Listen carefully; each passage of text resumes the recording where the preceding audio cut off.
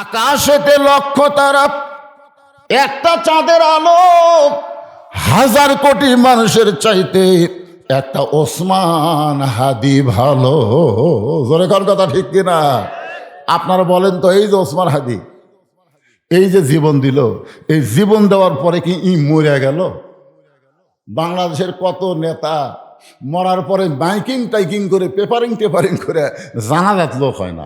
হায় হায়, শেখ মুজিবের একটা কার্টুন মারাছে, শেখ মুজিব বলতেছে যে আমি 8টা গুলি খেলাম বারে, আমার জানাজাত 18 জন। আর ওসমান হাদি 1টা গুলি খেয়া ওর জানাজাত লাখে লাখে মানুষ। কারণ কি? কারণ কি? ওসমান হাদি মরে নাই, ওসমান হাদি অমর হয়ে গেছে। জোরে কান কথা ঠিক কিনা? এই 1 সপ্তাহের মধ্যে অনেক ছেলে জন্মগ্রহণ করছে যাদের অধিকাংশের নাম মায়েরা রেখেছে ওসমান হাদি। ওসমান হাদি বাচ্চার নাম রাখতেছে, ইমরিছে। আসামি বলতেছে আমার ফাঁসি হবে কিন্তু মৃত্যু হবে না, দরকার হলে জীবন দিবে, কিন্তু আল্লাহ ছাড়া অন্য কারো কাছে তারা চাবে না। কারণ প্রত্যেকটা নামাজে সূরা ফাতিহার মধ্যে স্বীকারোক্তি দিচ্ছে, ইয়া কানা আবুদু ওয়া ইয়া কানাস্তাইন। আমরা গোলামি করি কার? তাহলে আমরা হাত পাতবো কার কাছে? রাখাল বলে, পথিক তুমি সত্যি যদি মুসলমান হও তাহলে তুমি দুধ চাইছো কার কাছে? ওমর ফারুক চমকে উঠছে। চমকে ওঠার কারণ হলো আল্লাহর কোরআন। জোরে কান সুবহানাল্লাহ। ওমর ফারুক বলতেছে, আল্লাহ তোমার কোরআন যখন দুনিয়াতে চালু থাকবে, উমর যদি ভুল করে একটা রাখাল পর্যন্ত ভুল ধরবার পারবে। আজকে মসজিদের মধ্যে আল্লাহর কোরআন চালু থাকার কারণে ইমাম সাহেব ভুল করে, সাধারণ একজন ভ্যানারা লোকমা দেয়, দেয় কি দেয় না? কোন আসরের নামাজ 4 রাকাত, ইমাম 3 রাকাতে বসেছে। ইমামের যোগ্যতাকে জানেন? Double title, double দাওরা।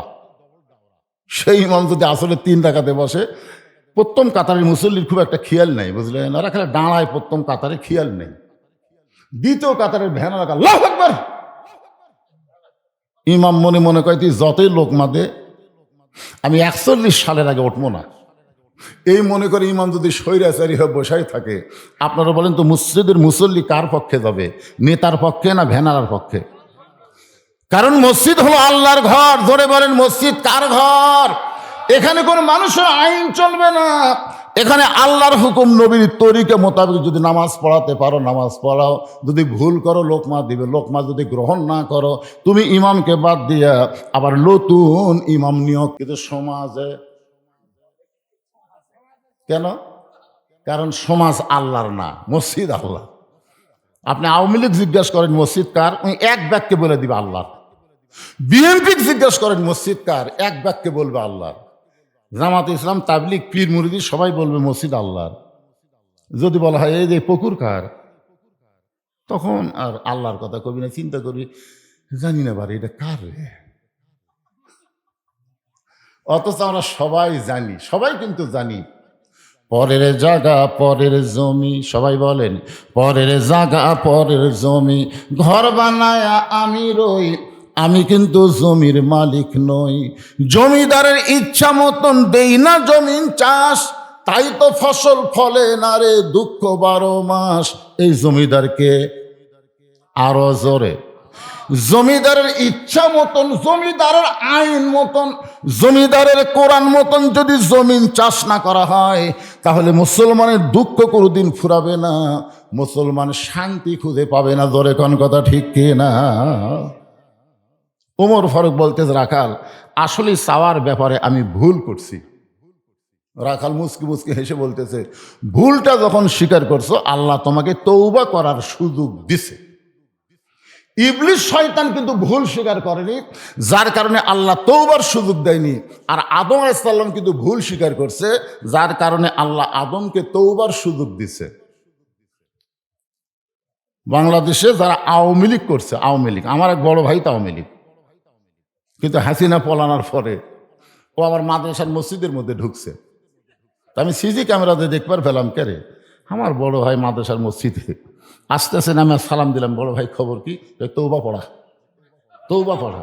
যে দলের মেম্বার থেকে প্রধানমন্ত্রী বলে যায় ওই দলতের আমি নাই রে। মানে আমার বড় ভাই ভুল বুঝবার পারছে, এখন তৌবা করে দল পরিবর্তন করছে। তাহলে তৌবার সুযোগ আছে না নাই? ধরে কেন আছে না নাই? ওমর ফারুক বললেন, রাখাল তাহলে আমি তৌবা করতেছি। রাখাল বলে, তুমি মূর্খ মানুষ, তুমি তৌবা কেমনে করবা? আমি তৌবা করাই, তুমি আমার সঙ্গে তৌবা পড়ো। উমর ফারুক বলে, রাখাল আমার মধ্যে মূর্খামির কি দেখলে? রাখাল বলতেছে, সাওয়ার ব্যাপারে যে সতর্ক হয় না, সে দুনিয়ার সব চাইতে বড় মূর্খ। আমাদের বাংলাদেশে এরকম মূর্খ লোক আছে না নাই? আমার দয়াল বাবার দরবারেতে কেউ ফিরে না খালি হাতে। আপনার বলেন তো, এটা কি তাওহীদ না শিরক? এখানে কি বলা লাগবে? আমার দয়ার আল্লাহর দরবারেতে কেউ ফিরে না খালি হাতে। আল্লাহ আল্লাহ লা ইলাহা ইল্লাল্লাহু মুহাম্মাদুর রাসূলুল্লাহ। সকলে বলি সাল্লাল্লাহু আলাইহি ওয়াসাল্লাম। এবার ওমর ফারুক বলে, রাখাল ভাই আসলে আমি একজন মূর্খ, আমাকে তুমি তওবা পড়াও। এবার রাখাল হযরত ওমরকে তওবা পড়াচ্ছেন। যারা মাগরিব এশার নামাজ পড়েন নাই, যারা এশার নামাজ পড়েছেন, যেভাবে নামাজ পড়া দরকার সেইভাবে পড়তে পারেন নাই, এই কারণে আমরা সবাই তওবা করব। অসুবিধা আছে? আচ্ছা, সালাম ফিরানোর পরেই দেখবেন নামাজি বলতে আস্তাগফিরুল্লাহ আস্তাগফিরুল্লাহ। তা আমি একজনকে বললাম, কে রে ভাই, তুমি সবচাইতে ভালো জায়গাত আছো, ভালো কাজ করলে নামাজ, তারপরে তুমি তওবা করতেছো, কারণ কি? বলে, হুজুর যেভাবে নামাজ পড়া দরকার আমরা সেইভাবে পড়তে পারিনি, এ কারণেই তওবা করতেছি। তাহলে নামাজ পড়লেও তওবা, না পড়লে ডবল তওবা। এই জন্য আমার সঙ্গে সকলে জবান খুলে বলেন, আস্তাগফিরুল্লাহ রব্বি মিন কুল্লি জামবি ওয়া তুবু ইলাইহি লা হাওলা। পড়েন ভাই, হতে পারে জীবনের শেষ। কি মনে করতেছেন? এখান থেকে একজন দাঁড়া বলেন তো, হুজুর আমার বাড়ি সবচাইতে কাছে, আমি বাড়ি যাবার পারবই। একটা লোক দাঁড়া বলেন তো। তাহলে আপনার বাড়ি এত কাছে, আর সেই বাড়ি যাওয়ার গ্যারান্টি যদি দিবার না পারেন, আজকের মাহফিল আমাদের জীবনের অনেকের শেষ মাহফিল হতে পারে। জোরে কোন কথা, ঠিক কিনা? এজন্য তওবা পড়ার ব্যাপারে কোনো আপত্তি আছে? আল্লাহর নবী নিজেও তওবা পড়ছে। সাহাবীরা বলে, হুজুর আপনার তো কোনো আগে পাশে পাপ নাই, তো আপনি তওবা পড়েন। রাসূল বললেন, আত-তায়েবু হাবিবুল্লাহ, তওবাকারী হবে আল্লাহর দোস্ত। জোরে কোন সুবহানাল্লাহ। এই জন্য সবাই জবান খুলে বলেন, আস্তাগফিরুল্লাহ রব্বি মিন কুল্লি জামবি ওয়া তুবু ইলাইহি লা হাওলা ওয়ালা কুওয়াতা ইল্লা বিল্লাহিল আলিয়্যিল আযীম। ওমর ফারুক তওবা পড়ার পরে বলতেছে, ও রাখাল ভাই, আল্লাহর ওয়াস্তে উটের এক পেয়ালা দুধ দাও। আগে বলেছিল রাখাল ভাই উটের এক পেয়ালা দুধ দাও, এবার তওবা করার পরে উন্নতি হয়েছে। ও রাখাল ভাই, আল্লাহর ওয়াস্তে উটের এক পেয়ালা দুধ দাও। রাখাল মুসকি মুসকি হাসে। ওমর ফারুক বলে, রাখাল হাসার কারণ কি? বলে, হাসার কারণ হলো তওবা করার পরে তুমি আবার মুনাফিকি করলে। যেই বলছে তওবা করার পরে মুনাফিকি করলে, ওমর ফারুকের চেহারা রক্তের মতন লাল হয়ে গেছে। কারণ মুনাফিক এমন একটা দল, যেই দলের লোকদেরকে আল্লাহ জাহান্নামের সবচাইতে নিচে থাকতে দিবে। মুনাফিকের জায়গা খুঁটি হবে কথা কেন? জাহান্নামের সবচাইতে নিচে। কাফেরেরা থাকবে জাহান্নামের উপরে, আর মুনাফিক থাকবে জাহান্নামের নিচে। কাফেরেরা যে পেশাব পায়খানা করবি, এটা মুনাফিক নিচে থেকে খাবি। সাহাবেরা বললেন, হুজুর এই মুনাফিক বদমাইশ এরা কোন দল থেকে বাড়াবে? আল্লাহ রাসূল বললেন, মুনাফিকের আবাদ হবে মুসলমানের ভিতরে। কাফেরের মধ্যে কোনো মুনাফিক নাই, ইহুদের মধ্যে কোনো মুনাফিক নাই, খ্রিস্টানদের মধ্যে কোনো মুনাফিক নাই, হিন্দুর মধ্যে কোনো মুনাফিক নাই। মুনাফিক হবে মুসলমানের ভিতরে। কি মনে করতেছেন? আমি এক মাহফিলে বলছি, ভাই এখন মুসলমানের সাথে মুনাফিকই বেশি। এই কথা যেই বলছি, সভাপতি সাহেব তো গরম, হুজুর মুসলমানের মধ্যে মুনাফিক বেশি, দলিল দেন। আমি কইলাম, সভাপতি সাহেব জুমার দিনে আপনার মসজিদে মুসল্লি কত হয়? তো বলতেছে, তাও 200 তো হবেই। আমি কইলাম, ফজরের নামাজে কত হয়? তখন কয়, ফজরের নামাজে কত হয় আমি তো জানি না। তার মানে ওই শালাও ফজর পড়ে না। তাই বললাম আপনাদের মসজিদের মুয়াজ্জিন একা আছে, মুয়াজ্জিন সাহেব এখানে আসেন তো। আচ্ছা, ফজরের নামাজে মুসল্লি কত হয়? 4-5 জন হয় হুজুর। তাহলে জুমার নামাজে 200 হয়, ফজরে হয় 4-5 জন। মুসলমান হলো 5 জন, আর বাদ বাকি 195 হলো মুনাফিক। রাসূল বলেছেন ফজর এবং এশার নামাজ যারা জামাতে পড়বে না তারাই মুনাফিক হবে। জোরে কথা কন না কেন ভাইজান? তাহলে মুনাফিকের সংখ্যা কম না বেশি? যে রাখাল বলেছে তওবা করার পরে তুমি আবার মুনাফিকি করলাম, সঙ্গে সঙ্গে উমরের চেহারা রক্তের মতন লাল হয়ে গেছে। উমর বলে, এ রাখাল, মুনাফিক বলার পিছনে কারণ কি? আমি যে মুনাফিক এটা কেমনে বললা? ওমর ফারুক রাখাল বলতেছেন, লিমা তাকুলু মালা তাফআলুন। তোমার কথার সাথে অন্তরের মিল নাই। তোমার কথার সাথে অন্তরের কি নাই? তোমার ফারুক বলে, মিল নাই কেমনে? রাখাল বলতে, তুমি সত্যি করে বলো তো, আমি উটের মালিক। আমি যদি উটের মালিক হইতাম তুমি আমাকে রাখাল বললা কেন? আর যখনই তুমি আমাকে রাখাল বলছো তখন তোমার মন বলতেছে আমি উটের মালিক না। আর আল্লাহর হস্তে রাখালের কাছে চাইলেও রাখাল দিবার পারবে, যার প্রমাণ আমি নিজে বহুদিন আপনাদের বলছি। আপনার বাইকলা মাহফিল থেকে কেবল নামছি, ইতিমধ্যে এক লোক এসে হাতে চকচকে 100 টাকা দিয়ে কয়, হুজুর দোয়া করেন। তো টাকা থেকে লোভ হলো, পকেটে থেকে বললাম, কিসের দোয়া? বলে, হ্যাঁ, বইয়ের পেটে সন্তান আছে, আপনি দোয়া করবেন আল্লাহ যেন পুত্র দেয়। তখন আমি পকেট থেকে 200 টাকা বের করে দিলাম। বলে, হুজুর আমি তো টাকা চাইনি, দোয়া চাইছি। আমি বললাম, পাগলা তুই জানিস না আমি 3 মেয়ের বাপ, আমি নিজেই 3 মেয়ের বাপ রে। আমার দোয়া দিয়ে যদি পুত্র হতো তা আল্লাহ আমাকে একটা আগে দিত। তা আমার দোয়া দিয়ে যদি আমার বইয়ের পেটে পুত্র না হয়, তোর বইয়ের পেটে হবে? তখন কয়, হুজুর তাহলে আপনি টাকা আপনি নেন, আমারটা আমাকে দেন। পরে যে 100 টাকা দিছি মারতেছে, দৌড়ানো, কোথায় যাবি? বলে, ওই হুজুরের কাছে যাব যার বেটা সওয়াল আছে। আমি বললাম, কোনো হুজুরের কাছে না, কোনো পীরের কাছে না, কোনো মাজারে না, পাবার যদি চাও মালিকের কাছে চাও। জোরে বলেন, মালিককে? আরো জোরে। রাখাল বলে, পথিক, সত্যি যদি আল্লাহর হস্তে উটের 1 পেয়ালা দুধ চাও, তাহলে এখান থেকে মালিকের বাড়ি হলো 10 মাইল দূরে। ওই মালিকের দরজাত গিয়ে বলে, মালিক, তোমার রাখাল উট আর দুম্বা চড়াই, তুমি যদি মালিক হুকুম দাও তাহলে রাখাল আল্লাহর হস্তে উটের 1 পেয়ালা দুধ দিবে। ওমর ফারুক বলে, রাখাল ভাই, অত দূর কষ্ট করে মালিকের বাড়ি যাওয়ার দরকার নাই, বরং তোমাকে 2টা টাকা দিলাম, এই 2টা টাকার বিনিময়ে তুমি উটের 1 পেয়ালা দুধ দাও। রাখাল চিল্লায় বলে, পথিক, তুমি কি হযরত ওমরকে চেনো? রাখাল হযরত ওমরকে বলতে যে, পথিক, তুমি কি হযরত ওমরকে চেনো? ওমর আল্লাহর আইন দিয়া, কোরআন দিয়া রাষ্ট্র চালায়। ওমরের গুপ্ত বাহিনী যদি দূর থেকে দেখবার পাই, তুমি আমাকে 2 টাকা ঘুষ দিছ, আর মালিক বাদ দিয়ে তোমাকে উটের 1 পেয়ালা দুধ দিলাম, তাহলে তোমাকেও ধরবে আমাকেও ধরবে। এই বুড়া বয়সে কি তুমি ধরা পড়বার চাও? ওমর ফারুক বলে, রাখাল ভাই, তাহলে চলো পাহাড়ের গুহার মধ্যে যাই, ওই গুহার মধ্যে গিয়ে গোপনে তোমাকে 2টা টাকা দিব, আর তুমি গোপনে উটের 1 পেয়ালা দুধ দিবা। ওমরের গুপ্ত বাহিনীও দেখতে পারবে না, তোমার মালিকও জানতে পারবে না। রাখাল চিল্লায় বলে, তুমি ভণ্ড, তুমি ভণ্ড, তুমি ভণ্ড। ওমর ফারুক বলে, রাখাল, আমার মধ্যে ভণ্ডামির কি দেখলা? রাখাল বলে, পথিক, ওমরের গুপ্ত বাহিনী যেখানে দেখতে পায় না, আমার মালিক যেখানে জানতে পারে না, সেখানে রাখালের আল্লাহ সব কিছু দেখতে পায়। লিল্লাহে তাকবীর। সঙ্গে সঙ্গে ওমর ফারুক মারছে দৌড়। দৌড়ে গিয়ে পাহাড়ের পাদদেশে জায়নামাজ বিছায় 2 রাকাত সালাতুল শুকুর নামাজ আদায় করে বলতেছে, আল্লাহ, তোমার কোরআন এত সুন্দর, তোমার কোরআন যখন দুনিয়াতে চালু থাকবে তখন কেউ না দেখলেও আল্লাহ দেখবে, এই বিশ্বাস মুসলমানের অন্তরে থাকবে। কেউ না দেখলেও কে দেখে? ওমর ফারুক বলতেছে, আল্লাহ, আমি এতক্ষণ পর্যন্ত তোমার রাখালকে দেখি নাই, আমি তোমার রাখালের ভিতরে বাস্তব তোমার কোরআনকে আমি দেখতে পাই। ওমর ফারুক যখন আল্লাহর কাছে হাত তুলে কাঁদতেছে, রাখাল পিছনে এসে বলতেছে, যতই কান্দ উটের দুধ দেওয়া যাবে না।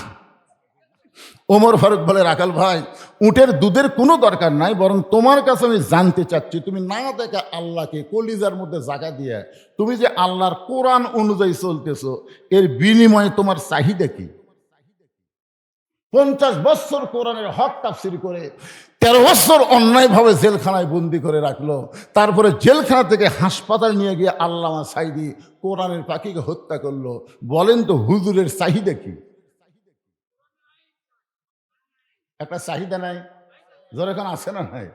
হ্যাঁ, এই যে আপনারা আরামের বাড়ি, আরামের ঘর, ল্যাপটপের মহব্বত বাদ দিয়ে খেরের উপর বসে বসে আলোচনা শুনতেছেন, আপনাদের চাহিদা কি? যারা আরামে ঘুম পাড়তেছে ওরাও তো মানুষ, আপনারাও তো মানুষ, কিন্তু আপনারা এখানে এসে কেন বসে থাকলেন? ওরা কেন আরাম করতেছে? আপনাদের চাহিদা কি? রে হুজুর এরা কি করবি রে? বারে হুজুরা কি রে? দেখছেন ওটি দুইজন বলছে, ওটা ওরা আবার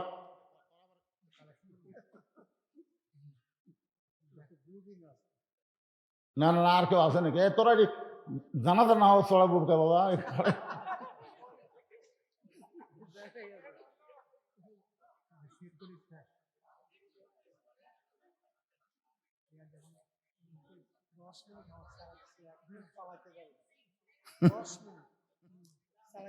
সবাই একটু আল্লাহর জিকির করেন, লা ইলাহা ইল্লাল্লাহ, লা ইলাহা ইল্লাল্লাহ, লা ইলাহা ইল্লাল্লাহু মুহাম্মাদুর রাসূলুল্লাহ সাল্লাল্লাহু আলাইহি ওয়াসাল্লাম। মাঘ মাসের প্রথম দিকে খুবই শীত। গত বছর মনে আছে আপনাদের? সেই শীত। তো আমি আর মাদ্রাসার আঙ্গিনায় চেয়ারে বসে আছি, রোদ পোহাচ্ছি। ইতিমধ্যে পড়তে পড়তে একটা বাচ্চা বের হয়ে আসলো। তা আমি ওকে জিজ্ঞেস করলাম, কে রে, সবাই পড়তেছে ধুকে ধুকে, তুই বাড়ালি কেন? তখন আমাকে বলতেছে, আমি বললাম কে রে, এটা কি? হুজুর আপনি জানেন না, 1 হলো পেশাব, 2 হলো পায়খানা, আর 3 হলো অজু থাকে না। তখন আমি কইলাম, এই মাঘ মাসের শীতের দিন তুই ট্যাবের পানিতে অজু করবি, পানির ঠান্ডার খবর জানিস? আমি হুজুর হয়ে ফতুয়া দিচ্ছি, অজু ছাড়া কোরআন পড়া যাবি যা। আমাকে বলতে, হুজুর আপনি জানেন না, অজু ছাড়া কোরআন পড়া যাবি না। আমি বললাম, তোর বয়স কয় বছর রে পাগলা? যা যা যা, অজু ছাড়াই চলবি যা। বলে না হুজুর, এই তুই অজু ছাড়া কোরআন পড়বি, তোর যত পাপ হবি সব পাপ আমার, যা। এমন তাড়া মারছি, ওই তাড়ার চোটে ভয়ে গেছে। আমি চিন্তা করলাম, ওই যায় কি কোরআন সব ধরলো নাকি? আমি চেয়ার ছেড়ে এসে জানলার ফাঁক দিয়ে টাকা দেখি, এই দরজার ফাঁকত লুকে আছে। মানে ওই কাল দরজার ফাঁক দিয়ে দেখতেছে, হুজুর চেয়ারের থেকে উঠলেই খাম। আমি চেয়ার থেকে উঠে জানলার ফাঁক দিয়ে দেখতেছি, আমি মনে করছি হুজুর নাই, এই মনে করে বের হয়েছে। আমি ঘুরে এসে মাটির বসা বলতে, হুজুর আপনি হক মাদ্রাসাটা বাইর করে দেন, আমার অসুবিধা নেই, কিন্তু অজু ছাড়া আমি আল্লাহর কোরআন ধরবো না। তখন ওই বাচ্চাকে বুকের মধ্যে নিয়ে আমি কপালে সময় খাই বললাম, রে তোরা যতই দুষ্টামি কর তারপরেও তোরা 1 নম্বর। সুবহানাল্লাহ না কেন? এরা যতই দুষ্টামি করুক তারপরেও এরা কয় নম্বর? তোরা কোন কয় নম্বর? তোরাই 1 নম্বর। গোল্ডেন এই প্লাস। সুবহানাল্লাহ না কেন ভাই জান? এই শীতের ঠান্ডার রাতে আমাদের মতন অনেক মুরব্বী, তারা ফজরের নামাজ পড়ে কঠিন হয়, আর এরা 1 ঘন্টা আগে উঠে ওযু করে তাহাজ্জুদ পড়ে, কোরআন শরীফ পড়ে, তারপরে মসজিদে যায়। এই বাচ্চাগুলা এরা কিন্তু জান্নাতের পাখি। জোরে কোন সুবহানাল্লাহ। রাস্তা দিয়ে যখন যায় ফেরেশতারা নূরের পাখা এদের পায়ের তলে বিছিয়ে দেয়। সুবহানাল্লাহ জোরে কর। তাই বাবাজিরা, তোরকে পক্ষে ওয়াজ করলাম 5 মিনিট, চুপ করে থাকতো। ওইদিকে এই দুটা কে রে? কি রে? এই ফাঁকে বস না, তোরা হাসিস কে রে?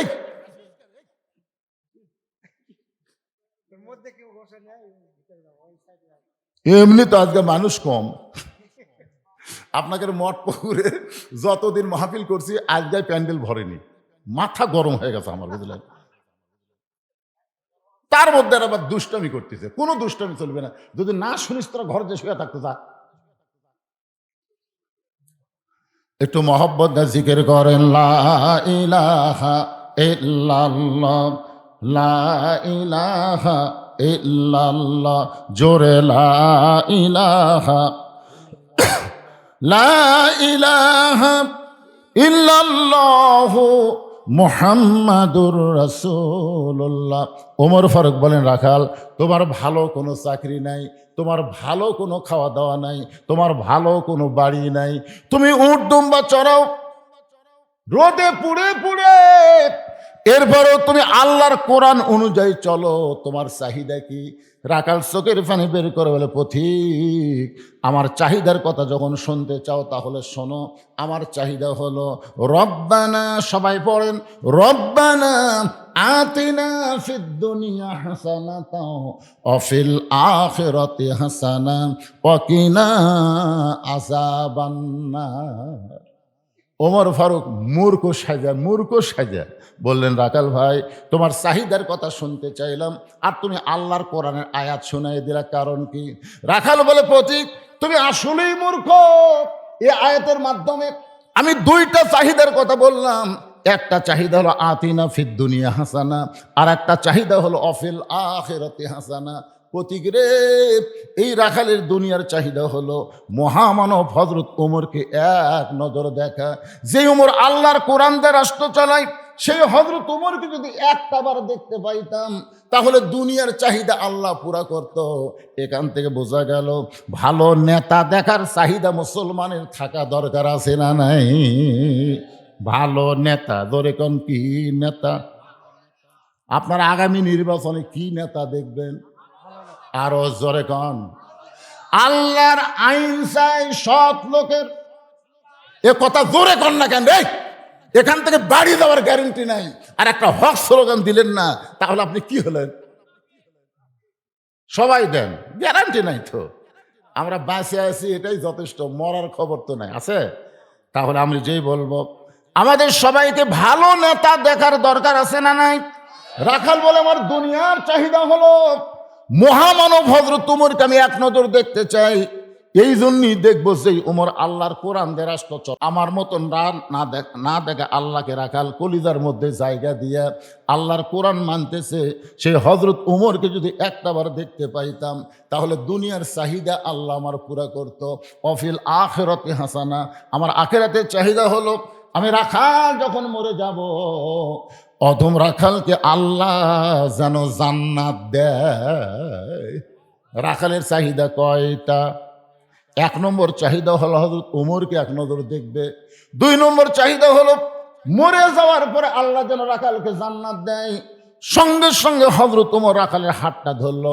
আমার দিকে তাকায় দেখেন, এভাবে খপ করে রাখালের হাতটা ধরে তিনবার চুমা খায় বলে, রাখাল ভাই, তোমার দুই নম্বর চাহিদা আল্লাহ পুরা করছে। পুরা করবে না, পুরা করছে। তোমার দুই নম্বর চাহিদা আল্লাহ পুরা করছে। এই দুনিয়া থেকে বিদায় নেওয়ার সঙ্গে সঙ্গে আল্লাহ তাআলা তোমার জন্য 8টা জান্নাতের দরজা খুলে দিবে। আপনারা সুবহানাল্লাহ করলেন, কিন্তু রাখাল সুবহানাল্লাহ কয় না। ওমর ফারুক বলে, রাখাল, মরার সঙ্গে সঙ্গে আল্লাহ তোমাকে জান্নাত দিবে। রাখাল সুবহানাল্লাহ কয় না। ওমর ফারুক বলে, রাখাল, এই দুনিয়া ছাড়ার সঙ্গে সঙ্গে আল্লাহ তোমাকে জান্নাত দিবে। রাখাল সুবহানাল্লাহ কয় না। ওমর ফারুক বললেন, ও আমার কথা তোমার পছন্দ হচ্ছে না? তাহলে আল্লাহ বলেছেন, ইন্নাল্লাযীনা ক্বালু রাব্বুনাল্লাহু সুম্মা ইসতাকামু তাতানাজ্জালু আলাইহিমুল মালাইকা আল্লা তাখাফু ওয়া লা তাহজানু ওয়া আবশিরু বিল জান্নাহ। এরপরেও রাখাল সুবহানাল্লাহ কয় না। ওমর ফারুক বলে, কে রে রাখাল, এই আমার কথা কি তোর বিশ্বাস হয় না? মরার সঙ্গে সঙ্গে আল্লাহ তোরে জান্নাত দেবে, তুই সুবহানাল্লাহ কোস না কেন? রাখাল মুচকি মুচকি হেসে বলতেছে, ভাইজান, মরার পরে জান্নাতের কথা ভালোই বলতেছো, কিন্তু বেঁচে থাকতে হযরত উমরকে দেখা যাবে, সেই কথা বলতে তোমার কোন জায়গাত বাজে? টাকা দিল 10, বেহেশত ফসাফস, এই বাকি ওয়াজ সব বক্তাই করার পরে না। দুশো একটা বক্তা আছে মিলেনি, খালি মিলে দেয়। টাকা দিল 20, বেস্ত দিয়ে 20, টাকা দিল 10, বেস্ত ফসাফস, মানে মিলে দেয়। মরার পরে জান্নাত, এই বাকি ওয়াজ সবাই করতে পারে, কিন্তু হযরত ওমরকে এক নজর দেখতে পাবো, এই নগদ কথা বলতে তোমার কোন জায়গায় বাজে? ওমর ফারুক চিন্তায় পড়ে গেলেন, যে রাখাল আমাকে তৌবা পড়াইছে, যে রাখাল আমাকে মুনাফিক কইছে, যে রাখাল আমাকে ভণ্ড কইছে, এখন যদি বলি আমি ওমর, বলাও সারা, রাখাল হার্ট ফেল করে মরাও সারা। ওমর যে রাস্তা দিয়া যায়, ওই রাস্তা দিয়া শয়তান কয়দিন যায় না? তাহলে ওমর ফারুকের এখন যদি বলে ভাই রাখাল, তুমি যারে মুনাফিক কইছো, তওবা পড়াইছো, যাকে তুমি কি করছো, ভণ্ড কইছো, আমি হইলাম সেই ওমর, বলাও সারা, রাখাল হার্ট ফেল করে মরাও সারা। ওমর ফারুক চিন্তায় পড়ে গেলেন, আমি যে ওমর, এইটা রাখালকে কেমনে বলবো? এমন সময় আল্লাহর কোরআন বলতেছেন, উদউ ইলা সাবিলি রাব্বিকা বিল হিকমাহ। ওমর, তুমি তো ওমরের যে ডাইরেক্ট বলবার না পারো, তাহলে হিকমত অবলম্বন করো। ওমর ফারুক বললেন, রাখাল সত্যিই যদি তুমি ওমরকে দেখতে চাও, তাহলে ফজরের নামাজ তোমাকে সামনে কাতারে আদায় করা লাগবে। ফজর যদি সামনে কাতারে আদায় করতে পারো, মেহরাবের মধ্যে যেই মানুষটাকে দেখতেছো ইমামতি করতে, ওই মানুষটি হলেন হযরত ওমর। ধরে কোন সুবহানাল্লাহ। এখানে কি বুঝলেন? আল্লাহর কোরআন দিয়ে যখন রাষ্ট্র চলবে, তখন নেতারা খালি এমপি হলে হবে না, দুই উপজেলার মধ্যে বড় মসজিদের ইমামতি করার যোগ্যতা থাকা লাগবে। ধরে কোন কথা ঠিক না? এখন ইমামতি করবার গেলে তো ফতুয়া আছে। আমাকে একজন বলতে, তো হুজুর, ইমামের দাড়ি যদি এক মুষ্টির নিচে হয়, তার পাশে নামাজ হবে? আমি কইলাম, কে রে ভাই, তুই ইমামের দাড়ি মুঠ দেখে এমনি মাপলি, ইমাম কি তোকে দাড়ি ধরবার দিছে? না, তা দেয়নি। তা তুই যে এক মুষ্টি, এটা কেমনি বুঝলি? হুজুর, ইমাম যখন খুতবা দেয়, তখন আমি দূর থেকে মুঠ দা আন্দাজ করছি, হুজুর আমার মুঠ ওর দাড়ি মনে হয় একটু ছোট হবে। চিন্তা করছেন, ইমামের দাড়ি মানুষ মুঠ দা মাপে, আর সেই বাংলাদেশে দাড়ি মোছ কিছুই নাই, তাকে যদি কেউ জাতীয় ইমাম কয়, এটা কি বাংলার মুসলমান মানবি? কথা কন না কেন, এটা কি মানবি? ওল মুখে দাড়ি নাই, মোছ নাই, আমাকে জাতীয় ইমাম, জাতীয় নেতা বলো, কিন্তু জাতীয় ইমাম বলা যাবে না। ইমাম হওয়ার শর্ত আছে। ধরে কোন কথা ঠিক না? ওমর ফারুক বলেন, রাখাল ভাই, সত্যি যে ওমরকে দেখতে চাও, তাহলে ফজরের নামাজ তোমাকে সামনে কাতারে আদায় করা লাগবে।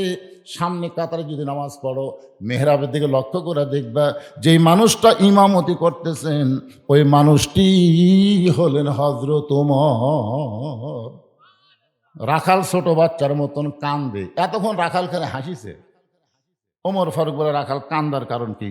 রাখাল বলতে, ভাইজান, আমি বারান্দাত নামাজ পড়ি, আমি মসজিদের ভিতরে ঢোকার সাহস পাই না, কারণ মসজিদের মধ্যে নবীর দামি দামি সাহাবি, ওই দামি দামি সাহাবির মধ্যে আমি একটা রাখাল কেমনে যাই, এই জন্যই আমি বারান্দায় নামাজ পড়ি।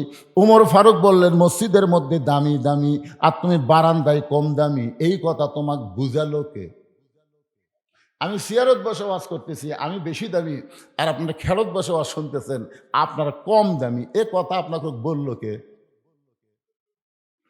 হাসরের ময়দানে দেখা যাবে আমাদের মতন বহু বক্তাকে আল্লাহ তক্তা বানিয়ে জাহান্নামে দিবে, আর আপনাদের মতন বহু শ্রোতাকে আল্লাহ বিনা হিসাবে জান্নাত দিয়ে দিবে।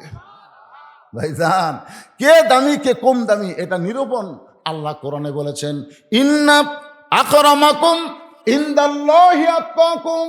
ওই ব্যক্তি সবচাইতে দামি হয় যার কলিজার মধ্যে আল্লাহর বেশি ভয়। আল্লাহু আকবার, সুবহানাল্লাহ, কিছুই কর না রে বারে। ওমর ফারুক বললেন, রাখাল তুমি কম দামি আর ভিতরে দামি দামি, এই কথা তোমারে বুঝাইলো কে? ওমরকে যদি দেখবার চাও, তাহলে ফজরের নামাজ তোমাকে সামনে কাতারে আদায় করা লাগবে। এখন কি কও বা কও? রাখাল বলতেছে, তাহলে আজকে এশার নামাজ পড়ে আর আমি বাড়ি যাচ্ছি না, আজকে এশার নামাজ পড়ে আমি কোথায় যাচ্ছি না। ওমর ফারুক বললেন, কেন? বলে, এশার নামাজ পড়ে যদি বাড়ির যাই আর ফজর যদি সামনে কাতারে না পাই, এই জন্য এশা থেকেই ফজর সামনে ধরার জন্য আমি চেষ্টা করব। ওমর ফারুক বললেন, রাখাল তুমি কি জানো 5 ওয়াক্ত নামাজের মধ্যে 3 ওয়াক্ত তাড়াতাড়ি আর 2 ওয়াক্ত লম্বা, এটা কি তুমি জানো? আপনারা বলেন তো, আসর কিছুক্ষণ পরে, মাগরিব কিছুক্ষণ পরে, এশা, এই 3 ওয়াক্ত তাড়াতাড়ি না?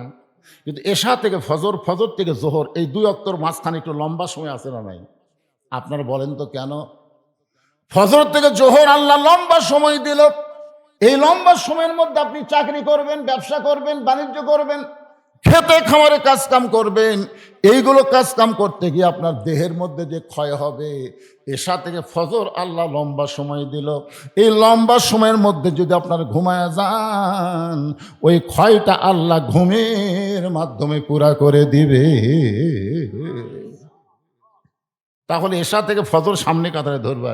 যদি তোমার চোখে ঘুম ধরে, রাখাল বলতে ঘুম যদি ধরে তাহলে মসজিদের মধ্যেই ঘুমায় যাবো। যেই বলছে মসজিদের মধ্যে ঘুমাবো, ওমর ফারুকের কপাল রক্তের মতন লাল হয়ে গেছে। যাই রাখালেই মসজিদের মধ্যে ঘুম পাড়ার দলিল দে। তুই যে মসজিদের মধ্যে ঘুম পাড়িয়ে, তার একটা দলিল থাকা লাগবে না? ঘুম পাড়া তো দূরের কথা, জোহরের নামাজ পড়া সবাই চলে গেছে, এরা তিনজন চার ফ্যান দিয়ে গল্প করতেছে। 1-8 ঘন্টা হয় গল্প ছাড়ে না। ফেরেশতারা বলতেছে আল্লাহ সবাই চলে গেল, এরা যে 3জন 4 ফ্যানটা গল্প করতেছে, কি রেজাল্ট কি? আল্লাহ বলতেছে এই গল্প করার সময় মাথার উপর যে ফ্যান ঘুরিছে, এই ফ্যানের কারেন্টের বিল এই 3জন আলাদাভাবে না দেওয়া পর্যন্ত এরা জান্নাতে যাওয়ার পারবে না। কারণ মসজিদ আর বাপের ঘর না, ইচ্ছা মতো ফ্যান ঘুরাবি। কথা কর না কেন? তোমার বাপের ঘর। ছোটবেলাতে আমরা দেখছি, ছোটবেলা কেউ যদি কাঁচা পেঁয়াজ খায়, কাঁচা রসুন খায়, মসজিদে নামাজ পড়তে আসে, মুরব্বীরা কি রে, এই তোর মুখ দিয়ে পেঁয়াজ গন্ধ আসে, রসুন গন্ধ আসে, জানিস না? রসুন পেঁয়াজের গন্ধ ফেরেশতারা সহ্য করতে পারে না। আমরা ছোটবেলায় দেখছি কাঁচা পেঁয়াজ খেয়ে পান্তা খায়, পান্তা বলতে কলমল করে পান্তা খাবে দুপুরে গরমের দিন, পান্তা খেয়ে মসজিদে গেছে, ওর মুখ দেখে হাও হাও করে পেঁয়াজের গন্ধ, মুরব্বীরা কুনা মারে খেতে দিছে। কি দিন আসিল রে!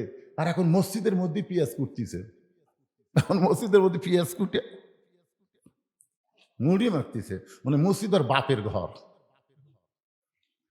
একটু মনোযোগ দেবেন, মসজিদের গুরুত্ব আছে না নাই? ওমর ফারুক বললেন রাখাল, আজানের গুরুত্ব দিও। 5 ওয়াক্ত নামাজের মধ্যে সবচাইতে গুরুত্বপূর্ণ আজান হলো ফজরের আজান। আপনারা বলেন তো 5 ওয়াক্ত নামাজের আজানের মধ্যে সবচাইতে গুরুত্বপূর্ণ আজানের নাম কি? ফজরের আজানে একই শব্দ 2 বার বেশি কয়, যেটা অন্য কোনো নামাজের আজানের মধ্যে নাই। এরা যুবকেরা, তোমরা যারা বসে আছো, এটা তোমরা শুনবার পাও। যুবকদের বলতেছে, এরা তো রাত 1টা পর্যন্ত ফেসবুক চালায়, আসল টাইমে এরা চেতন নেই। আসসালাতু খায়রুম মিনান নাওম, ঘুম হইতে নামাজ অতি উত্তম। ওমর ফারুক বলে রাখাল আজানের গুরুত্ব দিও। এতদিন রাখাল নামাজ পড়েছে বারান্দায়, কিন্তু আজকে নামাজ পড়বে কোন জায়গায়? সামনে কাতারে। যেই মাত্র মুয়াজ্জিন আজান দিয়েছে, আজান শোনার সঙ্গে সঙ্গেই পবিত্র হয়ে মসজিদ দিকে রওনা দিয়েছে।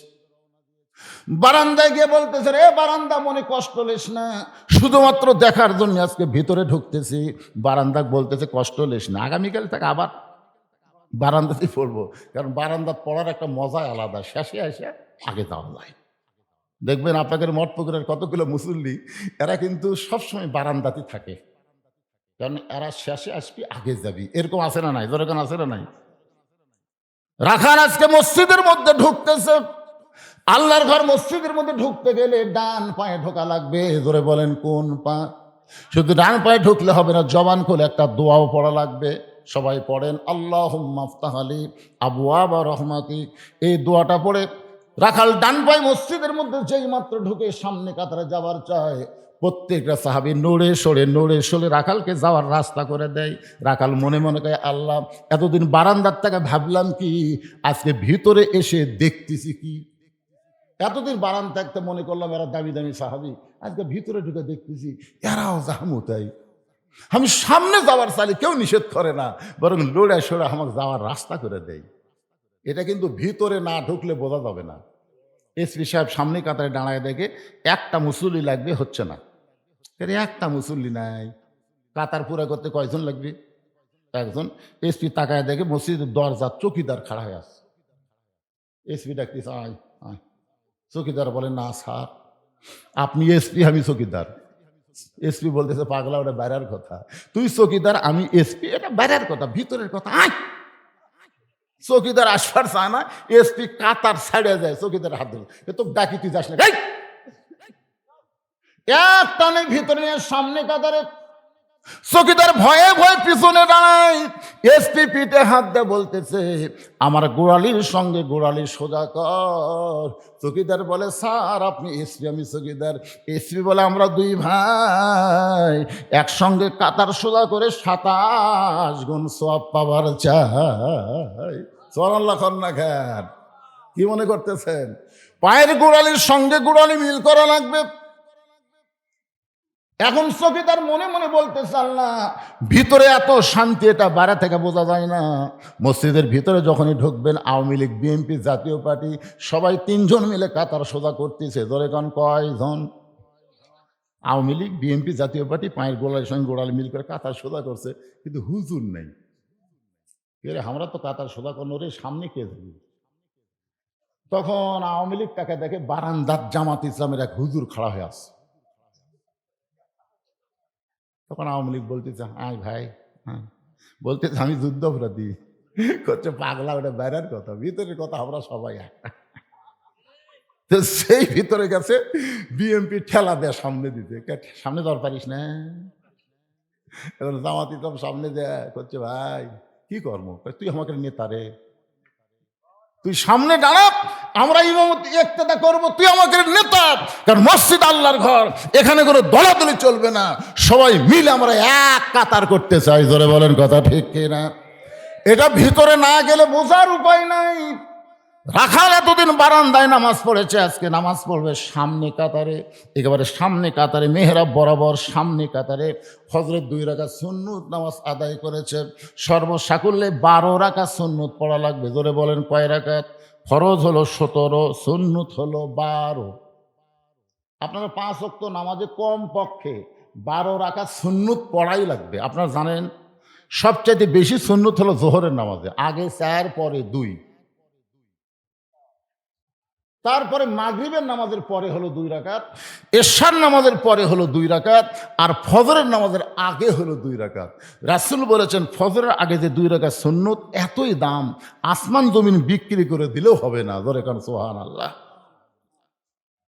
রাখাল ফজরের 2 রাকাত সুন্নত নামাজ আদায় করে বসে আছেন, মনের মধ্যে কত আশা, আজকের জীবনের শেষ দেখা দেখব, প্রথম দেখা দেখব। সারা জীবন যাকে দেখার জন্যে বড় আশা করে আছে, আজকে দেখব প্রাণ ভরে, এই মনে করে রাখাল বসে আছেন। এমন সময় একজন সাহাবী মসজিদের মধ্যে ঢুইকা দেখে জায়গা দখল। যে সাহাবী মসজিদের মধ্যে ঢুইকা দেখে জায়গা দখল, ওই সাহাবীর নাম হলো ওসমান গনি। ধরে বলেন নাম কি? আপনারা বলেন তো, ফতুয়ার কিতাবে আছে শুধুমাত্র ইমামের জায়গা ছাড়া অন্য কোনো জায়গা কারো জন্য নির্দিষ্ট নাই, শুধু ইমামের জায়গা।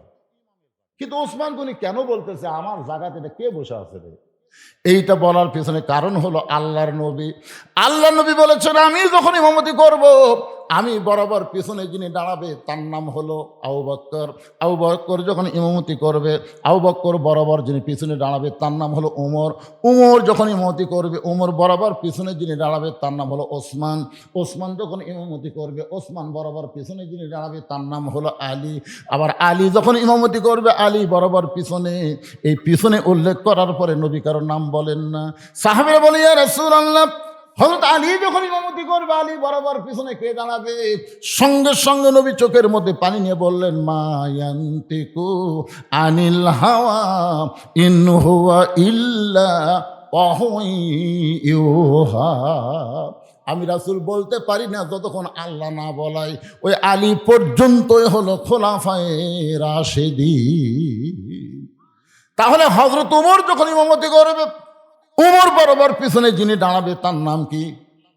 এতক্ষণ কি শুনলেন? উমর যখন ইমামতি করবে, উমর বরাবর পিছনে যিনি দাঁড়াবে তার নাম কি? কিন্তু আসিয়া দেখে জায়গা দখল করে একজন বসে আছে।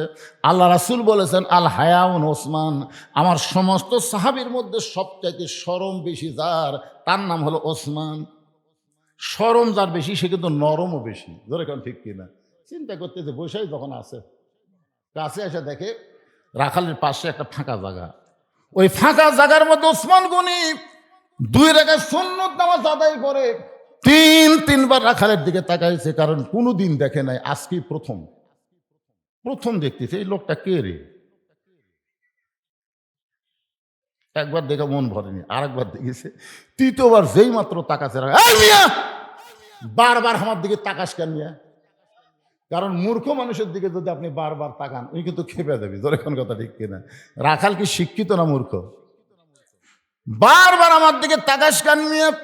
সঙ্গে সঙ্গে ওসমান গনি দাঁড়িয়ে থর থর করে কাঁপতেছে আর বলে, ভাইজান শুধু আপনাকে দেখার জন্যই 3 বার তাকাইছি, কোনোদিন আপনাকে দেখি নাই, আজকে প্রথম দেখতেছি।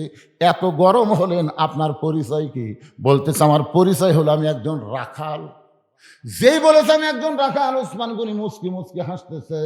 মুচকি মুচকি হাসার কারণ হলো, রাখাল যারা হবে এদের ভাষা নরম হলে হবে না, রাখালের ভাষা গরম হওয়া লাগবে। সুবহানাল্লাহ খান না কেন? গরম হওয়ার পিছনে কারণ হলো, আল্লাহ রাসূল বলেছেন প্রত্যেকটা অভিভাবককে আল্লাহ রাখালের দায়িত্ব দিয়ে দুনিয়াতে প্রেরণ করছে। কি বুঝলেন? প্রত্যেকটা অভিভাবককে আল্লাহ কি দায়িত্ব দিছে? রাখালের দায়িত্ব দিয়ে দুনিয়াতে প্রেরণ করেছে। এখন আপনি চোখ বন্ধ করে চিন্তা করতেছেন, হুজুর আমার তো গরু নাই, আমার ছাগল নাই, আমি কার রাখালি করবো? ওই যে ঘুরতেছে,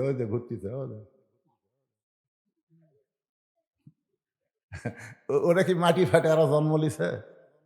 এরা কি মাটি ফাটে জন্ম লিছে না কোনো বাপ জন্ম দিছে? কথা কর না কেন ভাইজান? তো রাখালি করেননি তো, যার কারণে তারা ঘুরতেছে। আপনি চোখ বন্ধ করে দেখেন, আছে, আমি চোখ বন্ধ করে দেখি 50 বছরের একটা গাভী আছে, 22 বছরের একটা আড়িয়া আছে, 17 বছরের একটা বকনা আছে। গাভী হচ্ছে বউ, আড়িয়া হচ্ছে বেটা, আর বকনা হচ্ছে বেটি। এখানে একজন ছাত্রকে 30 পারা কোরআন হেফজ করার কারণে তার মাথাত কি দেওয়া হলো? পাগড়ি দেওয়া হলো। আপনারা বলেন তো, আপনাদের কাছে এ হাফেজ সাহেবের মূল্যায়ন কি? না, যে হাফেজের মাথাত পাগড়ি দেওয়া হলো, আপনাদের কাছে হাফেজ সাহেবের মূল্যায়ন আছে? কি মূল্যায়ন? কার বেটা রে? এই কার বেটা? খোঁজটা দেখেন, আর বাপ হয়তো অটো ভ্যান চালায়, না হয় খুবই গরিব মানুষ। এই হাফেজটা যদি কোনো এমপির বেটা হতো, কোনো মন্ত্রীর বেটা হতো, কোনো এসপি ডিসির বেটা হতো, তাহলে কিন্তু মঠপুকুরের লোকেরা কোরআনের একটু মূল্য বুঝবার পারতো। জোরে খান ঠিক কিনা? কিন্তু গরিবের সওয়াল তো কি? যেখানে মোত্তাকিন ভাই বলল যে আলেম যদি গ্রামে আসে, ওই গ্রামের 40 দিন কবরে আযাব মাফ হয়ে যায়, এগুলো আমরা খালি শুনেই যাচ্ছি, কিন্তু সেই হিসাবে তো মূল্যায়ন করতেছি না। কারণ কি? কারণটা হলো 54 বছরের ইতিহাসে আমরা সব দেখেছি। জোরে কোন কথা ঠিক কিনা? একটা জিনিস খালি দেখিনি, এটা খালি শুনেছি। আপনারা বলেন তো, বাংলাদেশে কোনো মানুষ যখন পেপার পড়ে, জোরে কোন কি পড়ে? পেপার পড়ে, কি খালি পড়ে না বোঝার নিয়তে পড়ে? একটা লোক পেপার পড়তেছে, 1 ঘন্টা পেপার পড়ার পর আরেকজন বলল, ভাই পেপারের মধ্যে কি কি খবর আছে? কই, পড়ছি ঠিকই ভাই, আমি জানি না রে। পড়ছি ঠিকই, আমি জানি না। তো জনগণ কি বলবে? তাহলে তোর পড়ে লাভ কি হলো? একটা লোকে বিজ্ঞাপন পড়ছে, আপনাকে এই মঠ প্রক্রিয়ার বিজ্ঞাপন পড়লো, আপনি জিজ্ঞাসা করলেন, কে রে ভাই বিজ্ঞাপন তো পড়লো, বক্তা কে কে আছে? কই, পড়ছি ঠিকই, আমি জানি না। তখন আপনার কি, ভাই মিয়া খালি পড়িস, তুই জানিস না কেন? তাহলে বাংলাদেশের প্রত্যেকটা পড়ার অর্থই হলো জানার নিয়ত। জোরে কোন কথা ঠিক কিনা? কিন্তু শুধুমাত্র আল্লাহর কোরআন মানুষ পড়ে জানার নিয়তে না, সোয়াবের নিয়তে। কিসের নিয়তে? প্রতি অক্ষরে 10টা করে নেকি, প্রতি অক্ষরে 10টা করে নেকি। মাশাআল্লাহ, প্রতি অক্ষরে কয় নেকি? 10টা করে নেকি। কিন্তু শুধুমাত্র 10টা করে নেকি পাওয়ার জন্যই মনে হয় আল্লাহ কোরআন নাজিল করছে, নাকি? যেই কোরআন সম্পর্কে আল্লাহ বললেন, অনুনাজ্জিলু মিনাল কুরআনি মা হুয়া শিফাউ ওয়া রাহমাতুল লিল মুমিনিন। আল্লাহু আকবার। আসলে কোরআনের প্রতি অক্ষরে 10টা করে নেকি আল্লাহ দিবে, দিবে না তা বলতেছে না, দিবে। কিন্তু এই 10টা নেকি কি? মনে করেন আপনাদের পার্শ্ববর্তী শিববাটি বাজারে একটা লোক 2 মণ আলু নিয়ে গেছে। কয় মণ আলু? তখন এক খরিদ্দার এসে বলতে, ভাই কতটুকু আলু আছে? কয় 2 মণ। কয় আমারও তো 2 মণই লাগবে। তখন আলুওয়ালা বলতেছে আলহামদুলিল্লাহ, তাহলে আর 1 কেজি 2 কেজি করে বেচার দরকার নেই, ধরো তুমি নিয়ে নাও। তো খরিদ্দার বলতেছে না ভাই, ওজন করে দাও। আলুওয়ালা বলতেছে আমার বাড়ির আলু কম হবে না, তারপরে বলতেছে ওজন করে দিই, তোমার অসুবিধা কি? আলু ওজন করে দেখা গেল 2 মণ 2 সের। 2 মণ কয় সের? তো খরিদ্দার বলতেছে ভাই তুমি না করলে 2 মণ, 2 সের যে বেশি হলো। আলুওয়ালা বলতেছে 2 মণ যদি নাও, এই 2 সেরের দাম দেওয়া লাগবে না, এটা তোমাকে ফ্রি দিয়ে দিলাম, প্রতি অক্ষরে 10 টাকা করে নেকি ফ্রি। তখন ওই 2 কেজি আলু ব্যাগের মধ্যে তুলে বলতেছে আজকের দিনে আমার 2 সেরই যথেষ্ট, 2 মণের দরকার নেই। আপনারা বলেন তো আলুওয়ালা আলু দিবি? আলু 2 সের নিবার গেলে 2 মণ লওয়া লাগবে। আজকে বাংলাদেশ আমরা শুধু কোরআনের প্রতি অক্ষরে 10 টাকা করে নেকি চাই, কিন্তু কোরআন যে আমাদেরকে মানার জন্য, কোরআনকে গ্রহণ করার জন্য আল্লাহ দিয়েছে, এদিকে আমাদের খেয়াল নাই। আল্লাহর কোরআনকে বাস্তব জীবনে আমল করার দরকার, ঠিক কিনা বলেন? হ্যাঁ, এই জন্য আমরা বলবো সব দেখা হলো শেষ, আগামীতে দেখব আল্লাহর কোরআনের বাংলাদেশ। কি শুনবেন না দেখবেন? সবাই বলতেছেন না হুজুর এটা কি দেখব, এটা আবার কি? আল্লাহর কোরআন দেখলে কেমন হবে, পরিবেশটা কেমন হবে, এইটা বোঝানোর জন্য বলতেছি। অর্ধ জাহানের খলিফা নাম হলো হযরত ওমর, বাংলাদেশের মতন 96টা দেশের খলিফা। সুবহানাল্লাহ কোন? বাংলাদেশ 96টা একত্র করলে যতটুকু এরিয়া হবে, ততটুকু এরিয়ার খলিফা হলেন হযরত ওমর।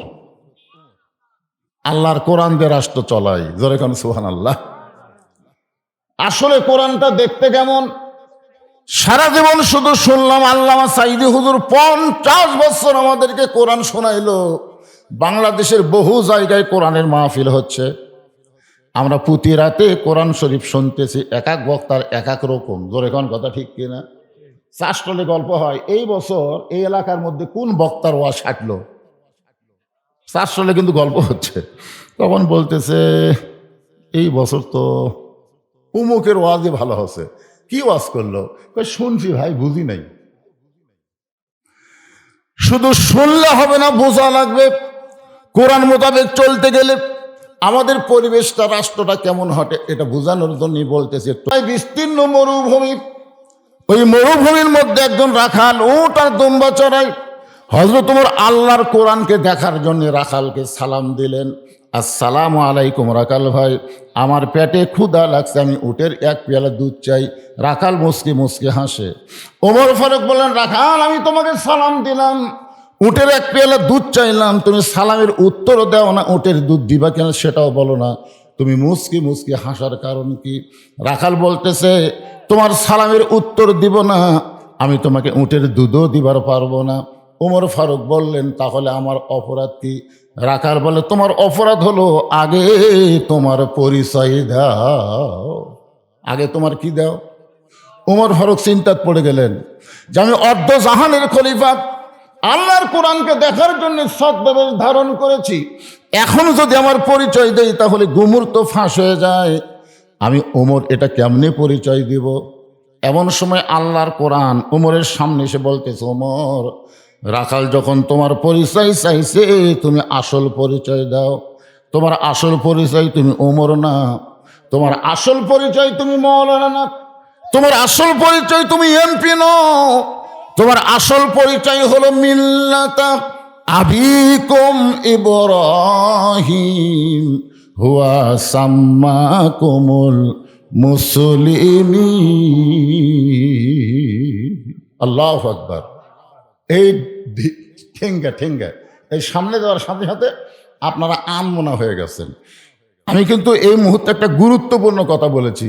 আমার আসল পরিচয় আমি বজলুর রশিদ এটা না, আমার আসল পরিচয় আমি একজন বক্তা এটাও না, আমার আসল পরিচয় হলো আমার জাতির পিতা হযরত ইব্রাহিম আমার নাম রেখেছে মুসলমান। তাহলে আমরা যারা এখানে বসে আছি আমাদের পরিচয় কি? যারা বলবেন না তারা মুনাফিক হয়ে যাবেন। জবান খুলে বলা লাগবে আমাদের পরিচয় কি? আরো জোরে জোরসে বলুন।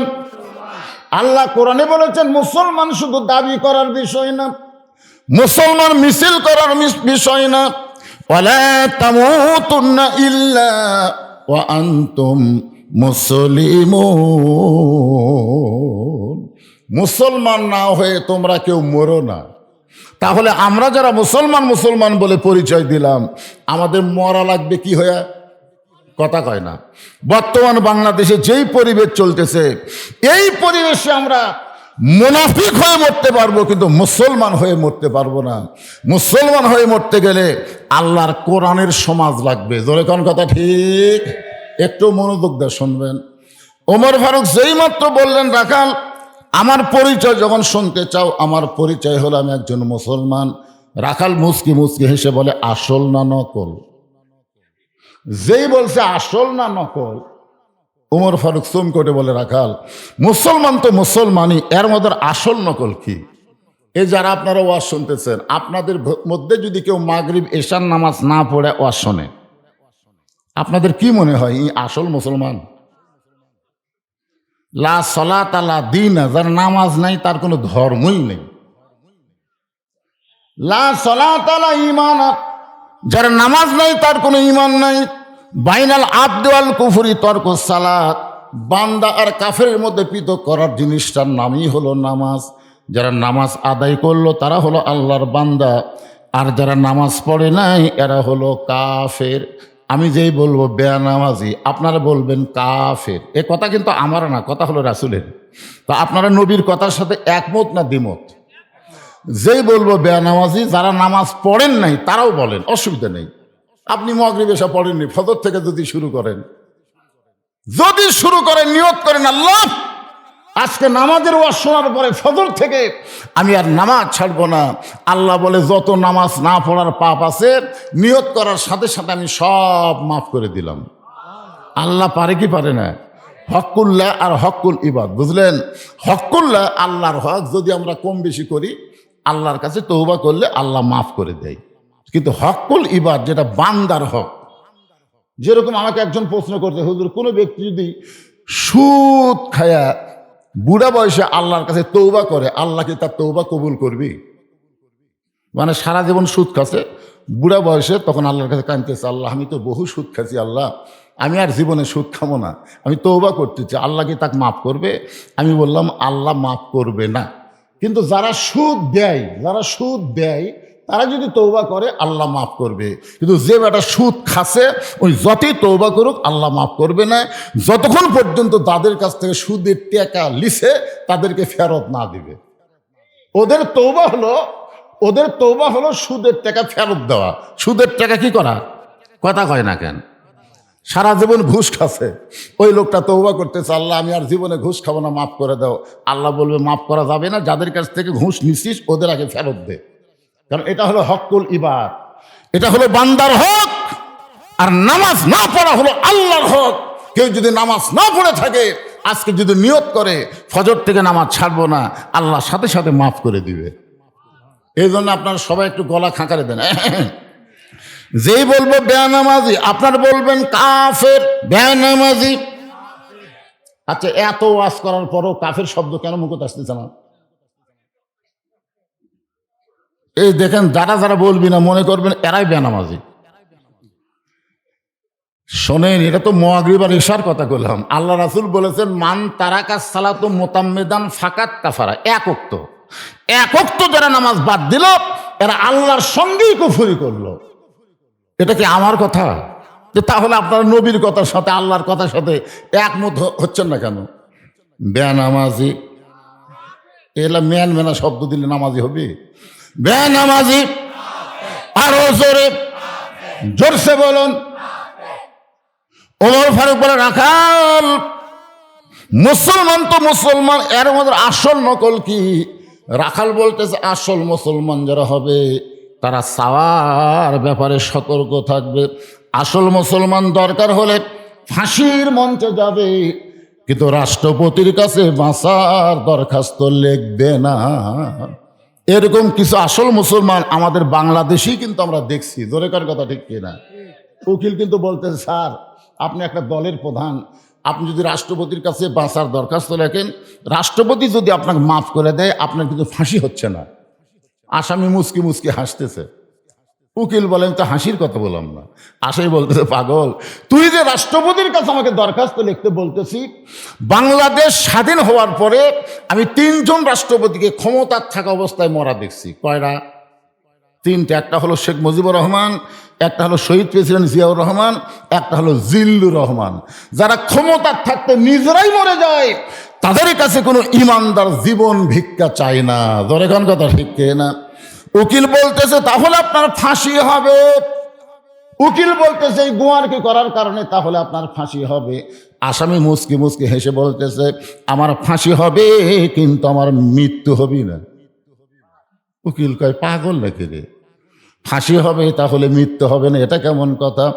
এমন সময় আসামি বলতেছেন, ওয়ালা তাকুলু লিমান ইউকতালু ফি সাবিলিল্লাহি আমওয়াতুন বাল আহয়াউ ওয়ালাকিন লা তাশউরুন।